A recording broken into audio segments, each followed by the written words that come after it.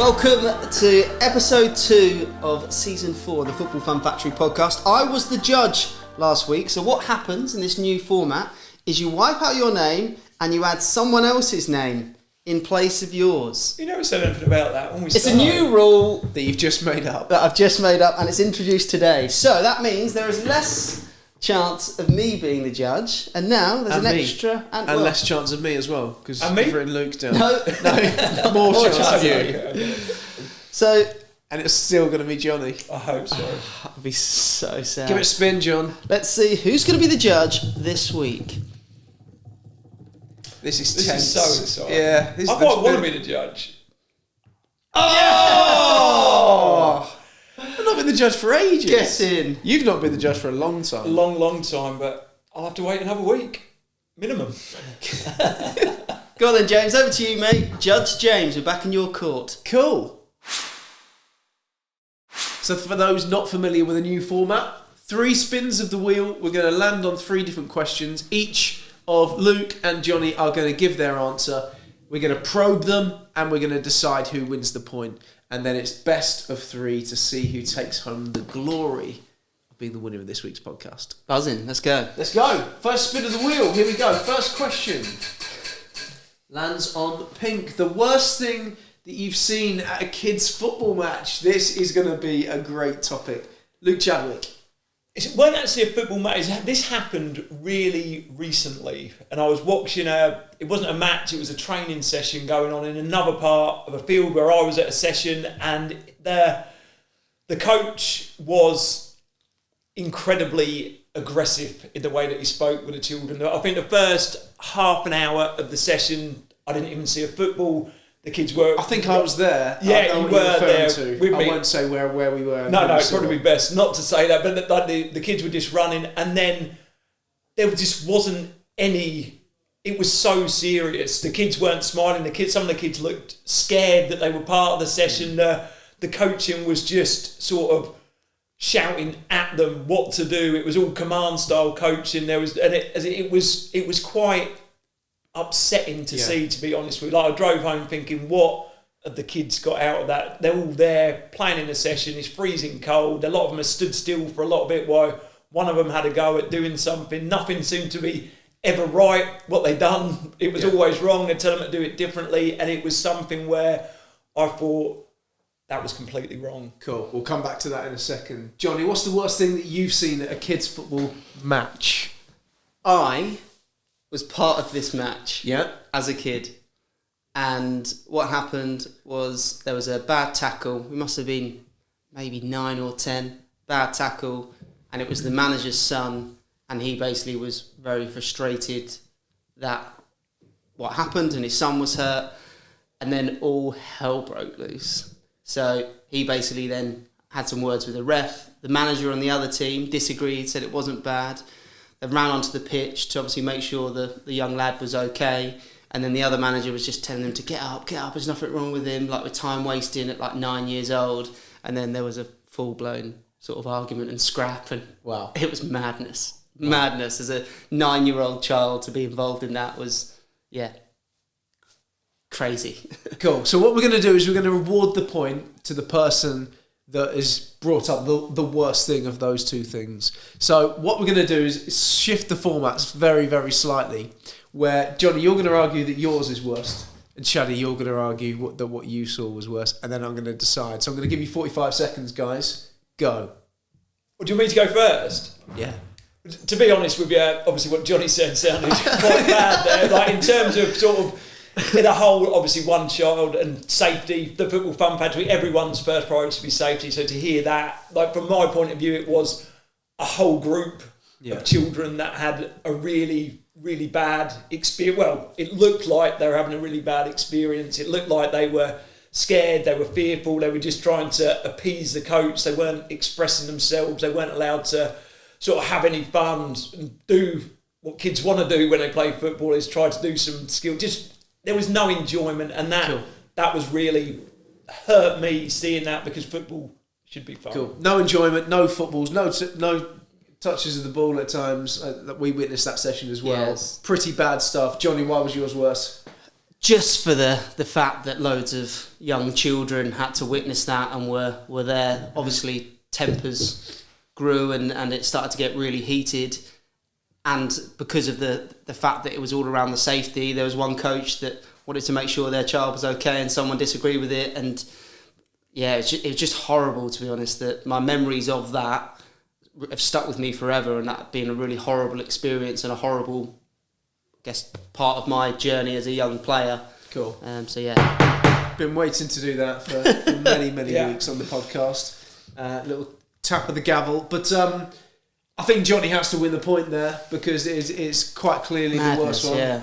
Second thing, even if it was the other way round, it would have been a technicality and Johnny would have won because the question was the worst thing that you've seen at a football match, and Chaddy was talking about training. You could have picked me up on that a little bit earlier to make it. I mean, he did. The whole of what I said. If you actually watch that little bit back, James did then go match. Yeah. It's But okay. It's fine. We all make mistakes, and it's 1-0 to Johnny Martin. Congratulations, Luke. Do you want to congratulate him? No, it was. Yeah, I'd agree with you on that anyway. Even if my answer was able to be taken, I would have agreed that Johnny's was worse. Okay, but it was inadmissible. I think is the correct word. No, inadmissible. Without a doubt, In court, inadmissible. So 1-0 to Johnny. Next spin of the wheel. Let's see what the hot topic is this time. The hardest part of being a grassroots coach. 10-second answers this time. Chadwick first. I've never actually been a grassroots coach, but what I would say is the organisational sort of making sure all the kids are there every week. I've seen my wife used to be there, sort of work with my son's youngest team, and the amount of administration everyone she had to do was insane, really. So it's all the work involved. Brilliant. Hardest part of being a grassroots coach, Johnny Martin. The sacrifices that you have to make. So one with family. Time with family, but also then probably the chances are that you're the coach of your son or daughter's team, so therefore not being able to then watch it from a parent's perspective. Cool. So let's put Luke on the stand. So Luke was talking about the admin involved, the work involved throughout the week, not just the Saturday morning match or training. Let's put him on the stand, John. What you got for him? Have you... It's so hard because you haven't been one, so I can't tap into your experiences. What was your wife done with regards to like the admin side of things? She was secretary, I believe, when she done it, and it was it turned into more or less another job really in terms of the hours she had to put in and sort of. So what I do is speak to a huge amount of grassroots coaches, and they say the same thing to me that when they're interested in sort of Football Fun Factory opportunities, talking about how much they put into it, and they absolutely love the coaching.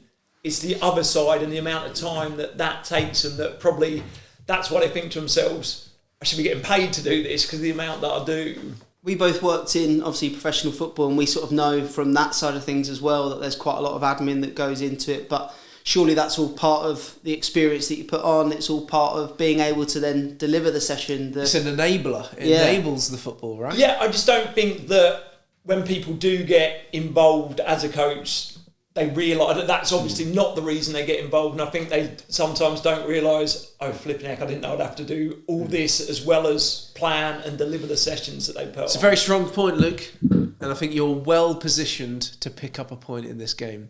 So I have to win this one, really, don't I? What, to make it level so it goes to a decider? Yeah. That is why you're well positioned. Yeah. But look, you're going to have to grill Johnny to make sure you hammer home that point. Let's go. Just remind me of your point, please. The sacrifices that coaches have to make, in particular, the fact that they're unable to experience their child's journey from a parent's perspective. Yeah, and a really good point. But I think you make that decision, don't you, when you become the head coach of a team or whatever you're doing, you realise that a lot of the time you're doing it because your child's in the team and you can sort of coach them and spend that time with them and really enjoy being part of something together. And obviously the sacrifices, you know that when what you're getting into because you're doing something that you absolutely love doing. Just to jump in, I think there's an opportunity to actually be closer to your child's experience if you're a football coach, because obviously as a parent you stand on the sideline and you watch the game, but then you sort of wait outside the changing rooms for the next half an hour or whatever, and you're kind of detached from it, whereas being the coach, you're involved in every training session. You don't drop them off and leave them. You're there at every session.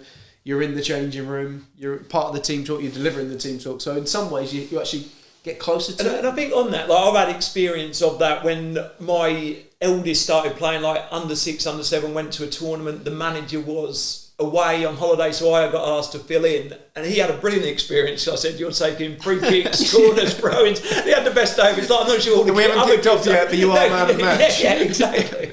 I just think going back to the question of the hardest part of being a grassroots coach, I think there will be moments that they can't, like those real magical moments where as a parent you watch on, you see your child like with their friends or take part in something or do something on their own accord. There's no pressure from a parent's point of view, whereas there's a lot of pressure as a coach, and actually you probably don't enjoy those moments as much and see those moments unfold because you're worried about whether your son or daughter's taking all the corners and actually yeah, well, exactly. Cool. Look, guys, I've decided, and I decided before we began talking, because it has to go to 1-1, and then we have to have a 3-2 winner.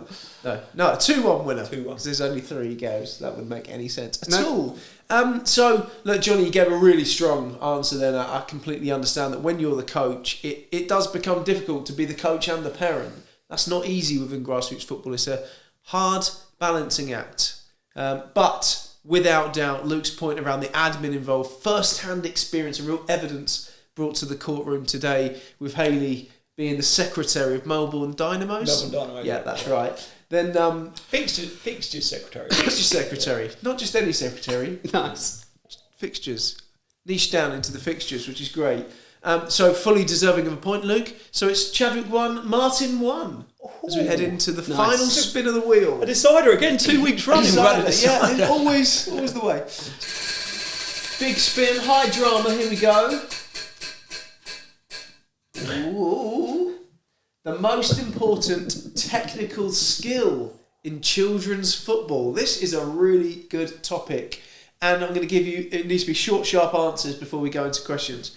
Ready, Johnny Martin? Ball mastery. Ball mastery. I think Luke might have been about to say that, so I'll give him a little bit more thinking time. Most important technical skill. I've got a real good one, but I'm not answering the question. Luke? Ball striking. Yes. Has to be, doesn't it? Has to be. Football's all about scoring goals, right? Don't want to put words into your mouth, but... About that, scoring goals, passing, I think you need to develop that skill sort of at the young age. I remember when I was a little boy, that I'd developed ball striking out in the garden every day, sort of weren't any opposition to play against, so I was able to just kick the ball in my goal, right foot, left foot, and improve that sort of on a daily basis, really. And I think it's a skill that you have to have as a footballer. You need to be able to kick the ball, you need to be able to pass the ball, shoot. So for me, it's a no-brainer. 2-1 Luke, game over. Why is ball mastery the most important skill, Johnny? I think ball striking is an incredibly important skill. However, second to ball mastery, because... What do you mean by ball mastery, just for those that are not clear? So, ball manipulation, receiving skills, being able to manipulate the ball in different ways, really. And I think if you're unable to do that, then you can't then have ball striking. I think that comes first. So you have to be able to dribble with the football, control the football, before you can then essentially strike the football. So I think it's really important, but second to my point. 2-1. Johnny? Any further comments, Luke? I completely agree with Johnny. It was a case of whoever went first won that point. Ball mastery is obviously more important than ball striking because you don't get to... So you're conceding. This happened last week. It's impossible. I think you got an opportunity to win, and I think you should try and stand up tall and try and win the game. Okay. Thanks for that pep talk. I'm ready to go now. So what? Too late, you've run out of I time. don't think ball mastery is that important. I think the most important thing, particularly in kids football, you want to level the ball up the pitch, don't you? So you want to be nearer the other goal than the goal that you're defending. I think without being able to kick the ball hard, getting it up the pitch, you're unable to do that, you're not going to win any games. Absolutely. You could master the ball as many times as you like. You can manipulate the ball with different parts of the feet, but if you can't then finish and score, you're not going to win. This is ludicrous. So you're on my side. You're arguing my case. There is no way. I believe it. If you look at any history of FA courses, of any research that goes out there, Luke Chadwick himself even conceded the point 30 seconds ago. The most important skill, without doubt, within the younger age groups and throughout all the age groups is ball mastery. Facts. Okay, look. Facts. I'm going to summarise and we're going to decide who the winner is. This is really close. On one hand, if you can't strike the ball, if you can't finish the shot, take the goal, take the opportunity to score and strike the ball well, you're not going to score any goals. On the other hand, you're not going to be in the position to do that if you can't manipulate the ball with your left foot, right chicken foot, and the inside, egg. outside. It is a chicken and egg situation, and that's why I'm really on the fence. Draw? No draws. We've never had a draw, have we, before? No. But in conclusion, I think that ball mastery is the most important thing. And that makes this week's winner of the Football Fantasy Podcast, Johnny Martin. Congratulations, Johnny. Worthy winner. Cheers, Worthy guys. winner. 2-1 to Johnny this week. So, in this series so far, because we probably should tally up the points for the series as well. Yep. Yeah, definitely. Luke, you've got a point. Yep. Johnny, you've got a point. And Yep. I have no points whatsoever. So hopefully It's always next week. if it's any consolation, then we're heading to everyone's favourite part of the podcast. Luke's quickfire questions. Hey! Hey! Whee! Hey! So my quickfire question for you, Luke, just off the back of the last question. Best striker of a ball, so someone who could absolutely lever it, that you played with. And then best ball mastery, which I think might be Wes Hoolahan, but I'm going to wait for you, see what you think. Well, as you know, you always set me up to do my name dropping at this part of the podcast. Best ball striker, I've got two, and I think they're actually the same two people that I picked in the quickfire questions last week. Would be David Beckham and Paul Scholes, but their technique was absolutely incredible. Best ball mastery, that is a good question. I'd probably say Ryan Giggs at Manchester United, without a shadow of a doubt. Since I left United, all the other clubs that I played for would have been Wes Hoolahan, like a little Lionel Messi, the closest I've ever seen. Obviously not at Messi's level, but it's sort of at that level that he played at. There was no one better than sort of Wes, the sort of tight spots that he got out of with that, all with his left foot, and to find the pass. Yeah, it was You've not put the words in my mouth, but after Man United, it would definitely be Wes Hoolahan. I think when you're, as a football fan, when you're watching a team and you've got a player like Wes Hoolahan in the team, it's just incredibly exciting, isn't it? To watch a player who's like got the ball glued to their foot, like escapes from impossible situations. It's just like a real fan's favourite to see, isn't it? To have a player like that in the team. And I think it makes such a difference with players like Wes, players like Messi, because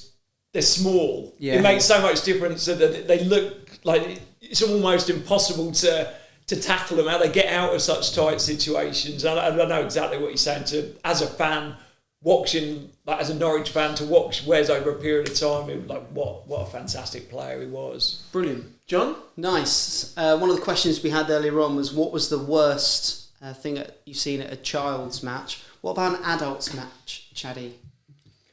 So obviously you see a lot of fighting and whatnot going on, like on the bus outside the ground at times with spectators and that. I played a game in the FA Trophy for St Neots when my son was there, and I forget who we played. We played a team. It was like it'd gone national, the tournament. Like we'd got through the rounds of the local rounds. We played a team from up north. They come down. Load, and it was just a nasty game from the start. Like the tackles flying in. I was on the bench and I was arguing with their manager. It was all kicking off. My son was in goal, so I was like obviously really protective of him. And then at half time, it all just kicked off. Really? And like we've gone off the pitch. Both sets of players are fighting. Their fans have come over. They're like throwing beer over all of us and all that. And I'm trying to sort of separate it. And then like we've all gone in the dressing room and a couple of punches have been thrown and like the ref's coming in, and I've gone to the ref's room and said, look, this is out of hand, and like told him exactly the numbers of the players that had done the punching, and he's gone in their dressing room and sent them both off. So we've started to just on your say. Well, I don't know, he must have been able to see something, but I obviously feel like he believes me, and I'm having a conversation. I'm telling him exactly what happened, like a schoolboy grassing on his mates who's been naughty, and they got two players sent off. And it was the second half was we won the game like 3 or 4-0, and I take full credit by telling tales on the players that were. Did you get off the bench? I come on for about 5 minutes. I was. Very average, to be honest with you. Very average. Great stuff. Well, there we go. Insight into Luke Chadwick's career. Towards the end of your career there, Chad, at St Neots as well. Yeah, one of my last clubs. I actually signed for St Neots from Barrington, so I went up a fair few levels to play for St Neots. Bouncing back. Yeah. Before the end. Brilliant stuff. It's an idea for maybe I write a book. It's a bad idea for a title. Any Alan Partridge fans will get the reference there. If you're not, that'll hopefully it doesn't get pulped. May have gone over your head, including that comment. But Partridge fans will be loving the podcast and tuning in next week, that's for sure. Thanks for joining us.